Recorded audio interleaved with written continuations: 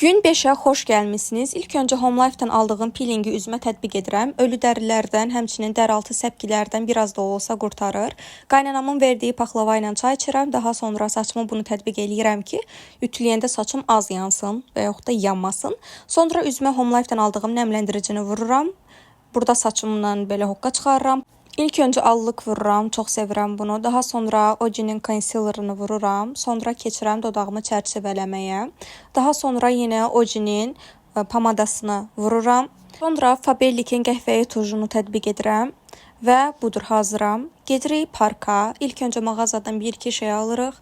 Daha sonra buradan keçirik. Ay Allah. Bu arada hava çox qəşəng idi də. Həqiqətən çox qəşəng idi. Və bir dənə baxın səmaya. Yəni insan buradan durmaq istəmirdi. Həqiqətən çox gözəl idi. Və nəysə, sonra burada kitab falan gətirmişdi, oxuyacağıq, oxumadıq. Burada suyun səsi həqiqətən insanın çox xoşuna gəlirdi. Nəysə, buradan durduq, getdik biraz hündürlükdə oturduq. Yəni bildiyiniz çox qəşəng idi mənzərə falan. Sonra ulduzları seyr elədik. Onsuz ulduz az idi, amma yenə də seyr elədik otaq yoldaşımla. Yəni belə məncə qəşəng idi həqiqətən.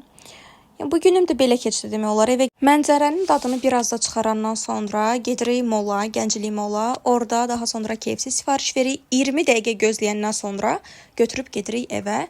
Bu qədər idi vlog, sağ olun.